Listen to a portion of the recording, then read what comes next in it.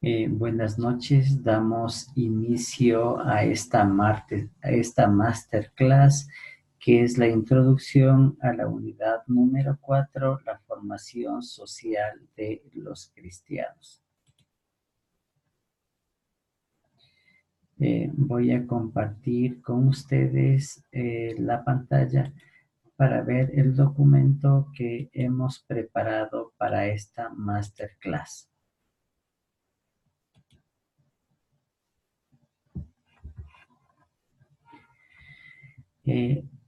Como presentación de esta unidad, podríamos decir que la palabra conciencia viene del latín consciencia, saber con o conscire, es decir, tener conocimiento, saber algunas cosas, es decir, ser testigos de algo externo o ser testigos de un hecho. El compartir, el saber, puede darse en varias direcciones, como acusación, como disculpa, como ayuda, como garantía.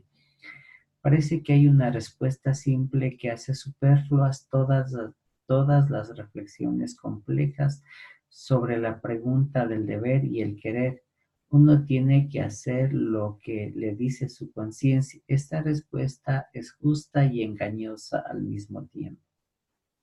Como sabemos todos, la conciencia es norma de moralidad, porque es una regla con la cual analizamos, evaluamos y distinguimos si una cosa está encaminada o no a un fin. Además, es norma subjetiva y próxima de moralidad primero, porque es un juicio que emana de la razón práctica de cada individuo, y segundo, porque la ley moral sería la norma remota, pues solo da un principio general, pero la aplicación inmediata a cada caso la da la conciencia. Por eso hay que acudir inmediatamente a la conciencia y de modo remoto a la ley moral. El objetivo general de este capítulo es generar una propuesta para la formación de la conciencia moral del cristiano y también del ciudadano. Como indicador de logro, pretendemos utilizar los instrumentos que aporta la moral e integrarlos en la formación de la conciencia. El contenido de esta cuarta unidad es la conciencia, el pecado, la culpa y el perdón, y la moral y el magisterio. Ustedes ven, este sería el esquema de cómo está organizado nuestro curso. También participaremos en un foro virtual sobre la ley y la conciencia. Este foro, como ustedes saben, no tiene una puntuación y estará abierto desde el día de hoy hasta el 21 de noviembre. Como tarea de puntuación, que hay que presentarla hasta el 23 de noviembre, les corresponde preparar un informe de lectura de la encíclica Veritatis Splendor del Papa Juan Pablo II. ¿Cuál sería la introducción de este trabajo? Habría que hacer una introducción con palabras de ustedes. El desarrollo básicamente es ver cuáles son los puntos más importantes que nos presenta esta encíclica y una conclusión en función de la utilidad que ustedes le podrían dar a este documento de Juan Pablo II. Además, se tendrá en cuenta la presentación de ideas y la ortografía. Y este trabajo habrá que presentarlo, como decíamos, hasta el 23 de noviembre, las 23:55 de la noche. Entrando ya al desarrollo de nuestro tema, como decíamos, la palabra conciencia proviene del latín conciencia, es decir, saber con. Y como decíamos en la introducción, es un saber compartido. Es ser testigo de un hecho o testigo de una interioridad. El compartir en este saber puede verse desde varias direcciones. Puede ser como una acusación, como una disculpa, como una ayuda, pero también como una garantía. En las lenguas provenientes del latín, la palabra conciencia explica o expresa dos realidades. o dos conceptos diferentes. Primero el hecho de ser conscientes y segundo el hecho de ser responsables. Eso hace que nosotros tengamos al menos un conocimiento de lo que hacemos y también de la finalidad de este acto. Por tanto, al hablar de conciencia, tendríamos que preocuparnos por las siguientes cuestiones. ¿Qué es lo que queremos mostrar al decir conciencia? ¿Qué cosas hace la conciencia? ¿Siempre tiene derecho la conciencia? ¿Hay que ser siempre obedientes a lo que la conciencia nos dice o nos manda? ¿Y tenemos la obligación de respetar la conciencia de los demás? En primer lugar, debemos abordar el sentido de la conciencia como el conocimiento claro y concreto que el hombre tiene de las cosas, de sus acciones, es decir, de lo que hace, de su ser y también de su dignidad que él como persona posee. Ahora sabemos todos que el ser humano no es una cosa de algo en común, ni es ejemplar de un género, sino que cada uno es una totalidad en sí mismo. El mismo es lo común, es lo propio, pero también es lo diferente. Por ejemplo, en esto nos diferenciamos de los demás. La ley natural de la gravitación que hace caer una piedra, eso se va a dar siempre. La piedra no se da cuenta de su caída ni de la ley, simplemente cae. Más aún, podríamos decir que el hombre es independiente de estas leyes y desde su conciencia puede, como no, obedecerla. De hecho, muchos inventos han logrado romper con la ley, por ejemplo, de la gravedad. El hombre sabe y entiende lo que él hace, tiene libertad para realizar aquello que hace, o también tiene la libertad para dejarlo de hacer. Por tanto, si una persona que no tiene interés en el desarrollo de su conciencia obtendrá actos que sean dados de mala fe. Por la conciencia también el hombre adquiere responsabilidad. Se puede ser obediente a una autoridad. Esto puede ser justo y razonable. Sin embargo, cada uno tiene que hacerse responsable de esta obediencia, porque se puede obedecer, porque su conciencia lo manda a hacerlo, o también porque tiene temor que la no obediencia a la autoridad le puede acarrear un castigo. Pero sin embargo, también esta es una reflexión que se hace como ejercicio de la conciencia.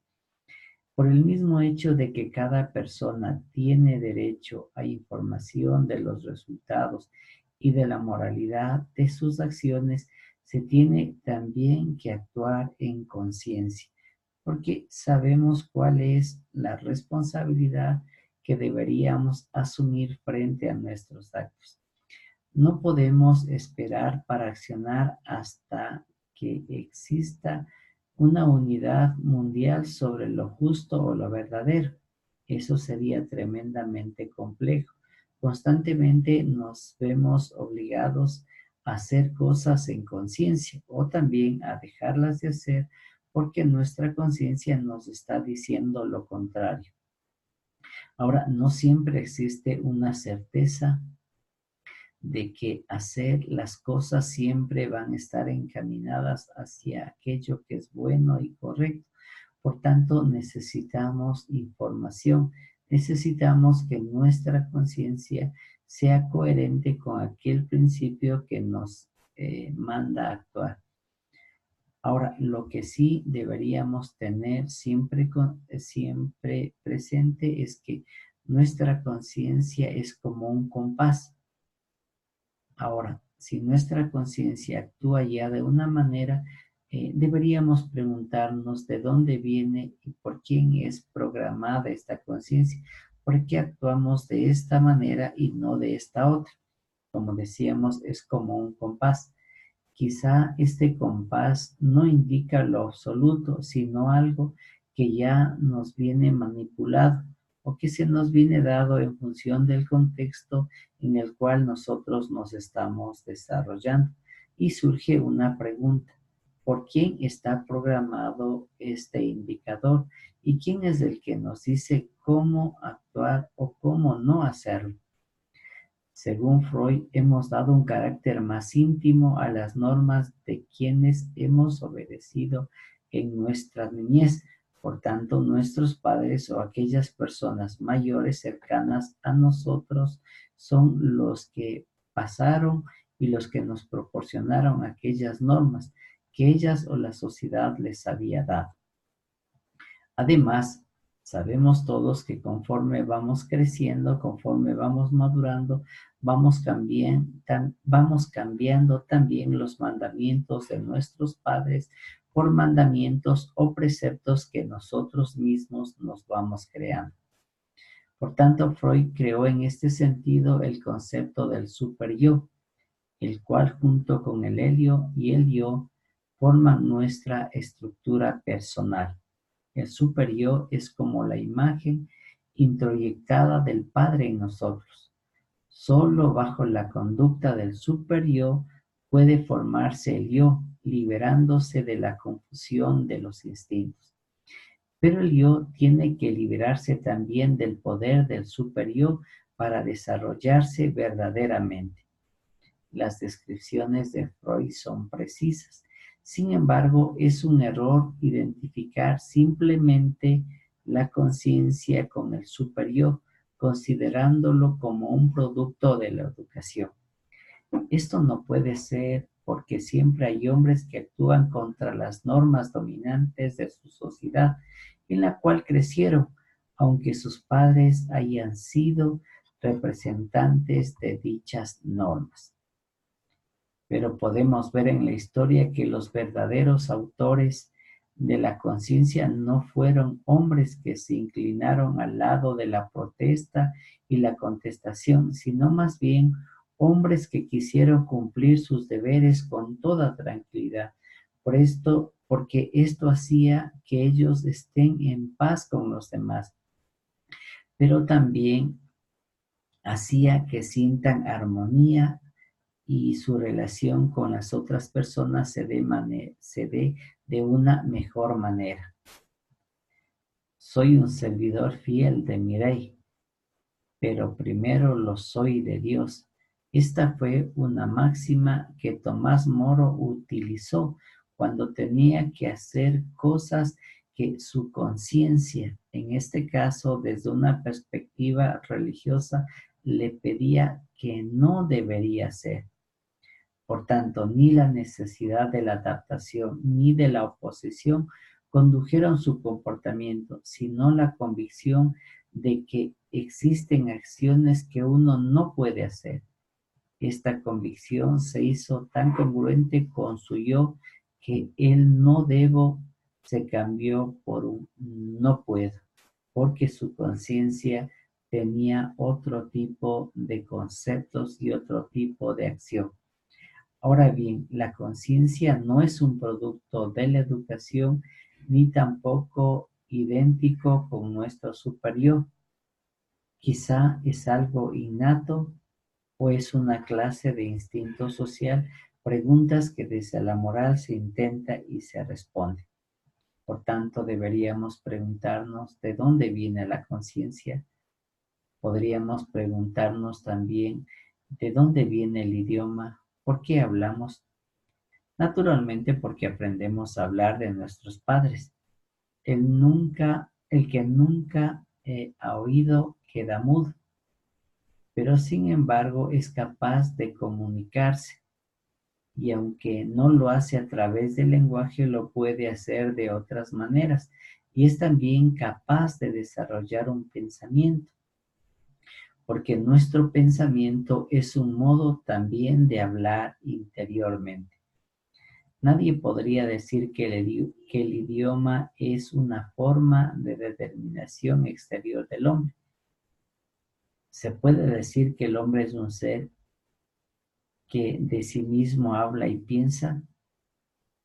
El hombre es un ser que necesita de los otros para desarrollarse. Lo mismo sucede con la conciencia. Cada hombre tiene una disposición, una percepción de lo bueno y de lo malo. Podemos verlo en los niños. Ellos también tienen una sensibilidad cierta para la justicia, pero bajo una autoridad injusta desmedraría esa capacidad. Si un niño vive en un medio donde no puede desarrollar toda su bondad, eso haría que en él vaya disminuyendo esto como un valor.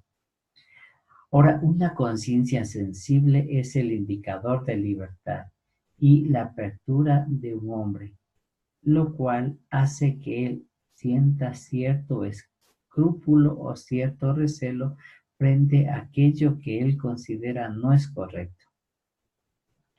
Hay personas que consideran siempre que tener mala conciencia es una enfermedad y piensan que habrá que ir donde un psicólogo para tratar de eliminar este sentimiento de culpabilidad, que no es sino una enfermedad. Ahora sí, es una enfermedad no tener mala conciencia, pero no podemos sentir culpabilidad cuando uno tiene culpa. Como también es una enfermedad hasta el peligro de muerte no sentir un dolor, pues el dolor es una señal necesaria de que la vida está amenazada. Por tanto, enfermo está solo aquel que siente dolores sin causa orgánica, y enfermo está también el escrupuloso, que tiene mala conciencia sin culpa. Porque para el sano el indicador de la mala conciencia es la culpa, como una actitud que contradice su ser y también su realidad. Ahora, sabemos que hay conciencias que están equivocadas. Algunas personas que obran por conciencia causan injusticia y daño. Por tanto, nos deberíamos preguntar, ¿tienen ellos que seguir su conciencia? Naturalmente, la dignidad del hombre viene por su ser total. Cuando la conciencia, por falta de educación, información o capacidad, propone algo malo como si fuera bueno, el hombre no tiene otra posibilidad de ver los valores sino por su conciencia. Una conciencia equivocada es como un ojo que no puede ver bien las dimensiones, pero sin embargo las ve y las percibe desde su propia realidad personal. No hay un criterio que nos deje distinguir la justa conciencia de la conciencia equivocada. Un indicio es cuando uno está dispuesto a comparar su juicio con el de los demás. Hay situaciones en las cuales un hombre siente por su conciencia que el juicio de los demás es falso. En esta situación, el cerrarse puede ser un acto de conciencia, aunque con ello esté contradiciendo lo que los demás piensan o el juicio que los otros tienen. Lo único totalmente cierto es que lo bueno es solo lo que objetiva y subjetivamente no va en detrimento de mi persona ni de los demás. Ahora, esto nos lleva a preguntarnos, ¿tenemos que respetar la conciencia de los demás? Creo que depende de lo que entendemos por respetar. En ningún caso se puede decir que cada hombre tiene el permiso para hacer todo lo que le permita su conciencia. Así, el que no tiene una conciencia sensible podría hacer todo lo que él quiere sin distinguir si está bien o está mal. Pero tampoco se podría decir que cada uno tendrá que hacer lo que le manda su conciencia, porque su conciencia puede estar sujeta a equivocación. Ahora, la conciencia es norma de moralidad, por tanto tendrá algunas funciones que normalicen esta forma de actuar, porque es una regla con la cual analizamos, evaluamos y distinguimos si una cosa está encaminada o no hacia su fin, si es correcto o no es correcto aquello que se quiere hacer. Además, es norma subjetiva y próxima de moralidad, primero porque es un juicio que emana de la razón práctica de cada individuo. Y segundo, porque la ley moral sería la norma remota, pues solo da un principio general, pero la aplicación inmediata a cada caso la da la conciencia. Por eso es bueno acudir inmediatamente a la conciencia y de modo remoto a la ley moral. Ahora, la conciencia realiza las siguientes funciones. Antes del acto es una conciencia antecedente, prevé el acto, después aplica los principios que tiene como valores, finalmente da el juicio moral, que puede ser imperativo, tengo que hacer, o prohibitivo, no debo hacerlo. Durante el acto, la conciencia es concomitante. No es propiamente una conciencia moral, puesto que no emite todavía ningún juicio. Conciencia concomitante es la que atestigua la moralidad del acto. Y después está la conciencia consecuente. Es aquella que ya da una valoración de lo que hizo o de lo que se dejó de hacer, pero esta valoración también va a estar en función de la finalidad o de lo que resultó de aquel acto. La situación de la conciencia, por tanto, primero puede actuar por razón de la conformidad con la ley y será una conciencia verdadera si coincide objetivamente con lo que la ley ordena. Será una conciencia errónea si no coincide objetivamente con lo que la ley ordena. Ahora, esta puede ser vencible o invencible.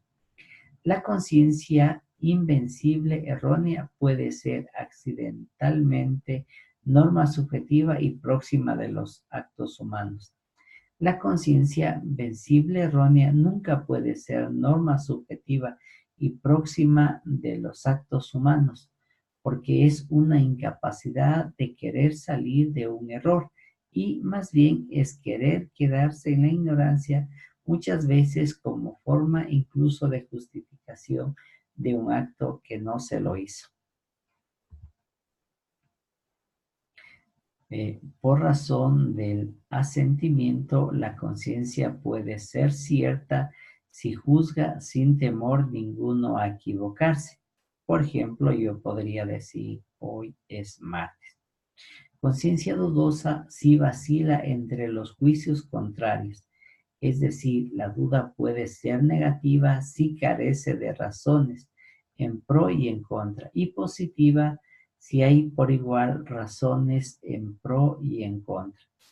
Y puede ser también una conciencia perpleja si le parece que obra mal en cualquier sentido que obre. Por razón del asentimiento puede ser también escrupulosa si cree que hay pecado donde no lo hay. Laxa si se inclina a la inobservancia de la ley por motivos que pueden ser fútiles o que pueden ser también simples. Pero puede también haber una conciencia farisaica si hace grande lo pequeño y pequeño lo grande, es decir, una conciencia cauterizada si no le preocupan los mayores crímenes. Ahora, solo la conciencia cierta es norma objetiva y próxima de los actos humanos, porque es una conciencia que actúa siempre en rectitud. Por razón de conformidad con la ley, la conciencia puede ser, como decíamos, verdadera si actúa en función de lo que está escrito. Por razón del asentimiento, la conciencia puede ser cierta si juzga sin temor a equivocarse. Puede ser también escrupulosa, como decíamos, laxa o farisaica. Ahora, la conciencia sí es norma interiorizada de moralidad. Afirmamos que la conciencia sí tiene fuerza normativa porque obliga y ninguna acción puede considerarse en concreto buena o mala si no dice referencia a la conciencia. Al decir que la conciencia es norma interiorizada de moralidad, queremos decir dos cosas. Primero, que la conciencia es la norma de moralidad por donde pasan todas las valoraciones morales de las acciones humanas. Si no hay conciencia en cuanto norma próxima de moralidad, no hay moralidad. No existe lo bueno y lo malo en las acciones del hombre. Y segundo, que la conciencia no es norma autónoma. La conciencia no hace lo bueno y lo malo. No crea la moralidad, ya que no crea la realidad. La conciencia tiene un papel manifiesto y obligante.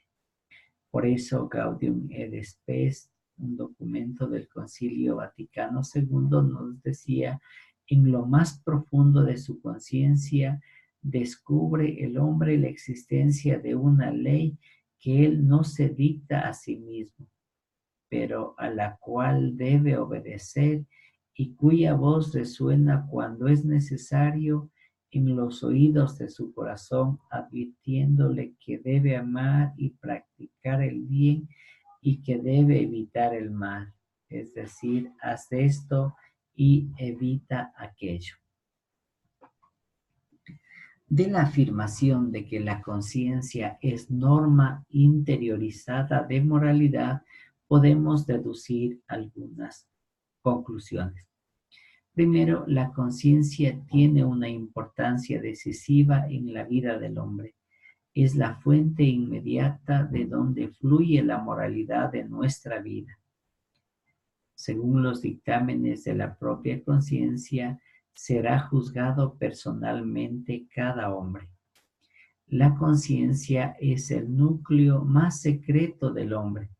Por eso la conciencia tiene derecho a la inviolabilidad. Ninguna autoridad puede introducirse en la propia conciencia y profanar ese que es considerado el sagrario de la intimidad personal.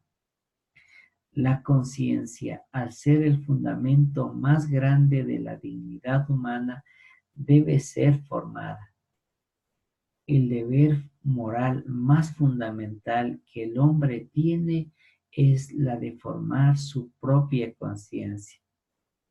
De por sí debería existir una adecuación entre la norma interior y la norma objetiva de la moralidad. Sin embargo, al no estar identificadas, existe el riesgo de que la conciencia no esté de acuerdo con la norma moral, pero no por eso pierde su dignidad. Es de ahí de donde brotan todos los derechos que puede tener la conciencia, aunque ésta esté equivocada.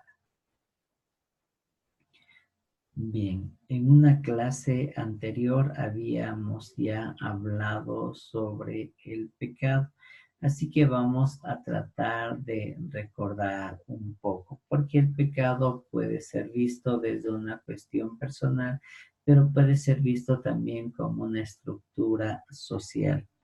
Ahora decíamos que existen varias formas de entender el pecado. El pecado se lo puede entender como una situación personal que no nos afecta mucho, o al menos eso pensamos, pero cuando nosotros nos sentimos ofendidos por el pecado de otra persona, lo consideramos como algo que es realmente grave. Ahora el pecado puede tener una percepción religiosa o una percepción prereligiosa, o como una percepción moral o una percepción premoral. Pero sin embargo, el sentido de que uno está obrando mal siempre va a estar presente en el ser humano. No necesariamente porque se esté infringiendo una norma, sino porque el hombre en conciencia sabe que no está actuando de manera correcta. Y seguramente porque el entorno o el medio en el que está viviendo le hace caer en cuenta de eso.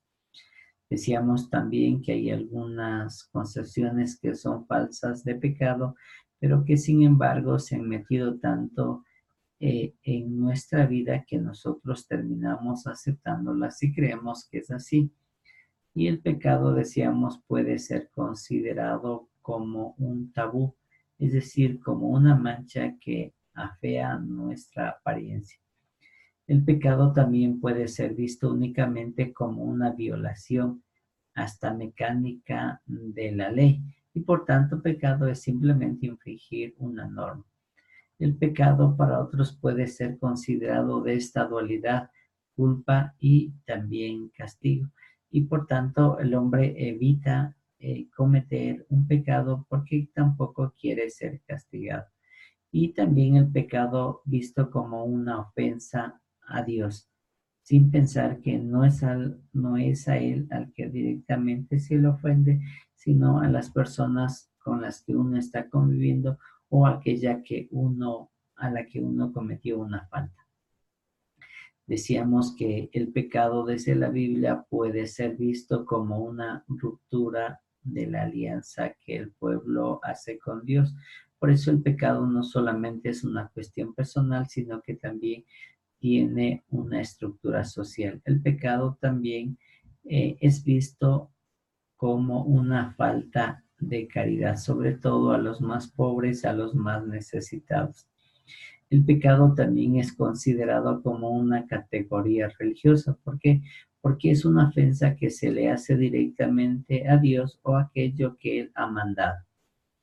El pecado no es considerado en muchos textos bíblicos como un mal que se le hace a Dios, sino que es una ofensa que se le hace a las personas o al prójimo con quien uno está viviendo. Y por tanto, frente a todo esto, será Dios el que nos libera de toda culpa. Ahora, en la sociedad en la que nosotros estamos viviendo, parece que se hacen reales las palabras de Pío XII cuando decía que el mundo en la actualidad ha perdido la conciencia de pecado. ¿Por qué? Porque parece que el hombre cada vez se siente menos culpable de aquello que hace, que sabiendo que es negativo, lo seguirá haciendo.